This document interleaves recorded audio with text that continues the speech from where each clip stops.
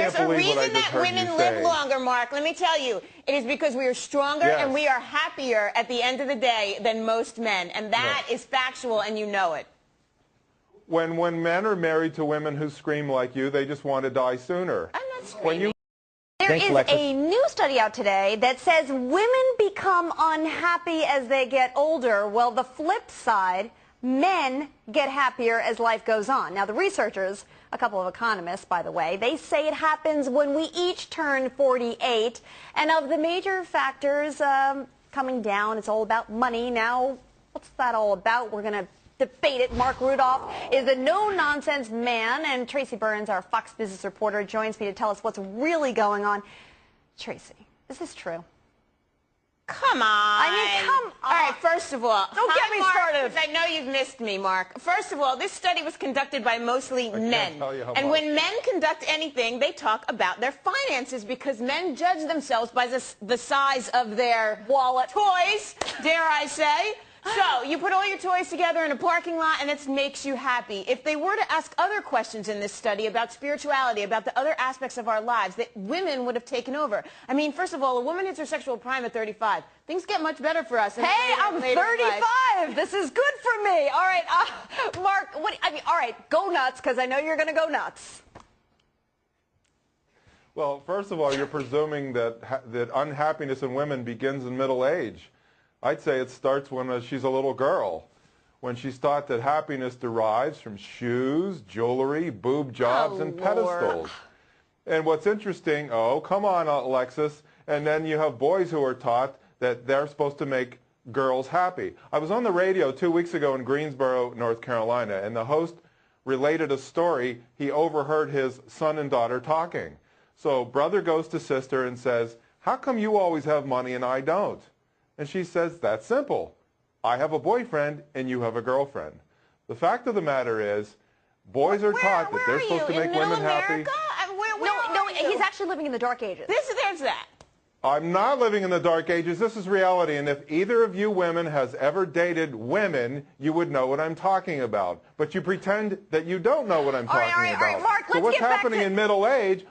What's happening in middle age here is that women who bring 70% of divorces are divorcing the men that they never wanted to marry to begin with, and so now that's what's making the men happy. That's interesting because we control the household spending, don't we? Because we're working more than ever. All right, let's get back to the survey, though, all right? Because basically what they're saying is that we are happier in our early adult life and that women are more likely than men to fulfill their aspirations earlier related to material goods and family. That is true, wouldn't you say, Tracy? And a good thing. It takes men longer to figure out what they want to do in life. Well, I just think this whole notion of basing your happiness on material goods is part of the problem, hence part of the reason that this thing was run by men in the first place. If there were women on the panel, Tracy. If there were women on the panel, they would, I mean, ask any woman if she would choose her car over her children, and she'd take the kids any day, whereas I would question a lot of men out there, quite frankly. Tracy, I can't believe what I just heard you say. There's a reason that women live longer, Mark. Let me tell you. It is because we are stronger and we are happier at the end of the day than most men, and that is factual, and you know it. When men are married to women who scream like you, they just want to die sooner. I'm not screaming when you have women going around, Mark, you're divorced. Tracy, she left you. Let's put that on the table if you want to play this game. Tracy, yes. When women go around comparing their engagement rings to show off who got the most carats, I don't know where you tell me find that these women don't compete. Mark, I don't know where you find these women. The women I know do not care about that kind of stuff. Mark, all right, Mark, get out more. Women compete on houses, divorce settlements, carats, country clubs. Women compete on money all the time. Give me a break. Well, wait a second.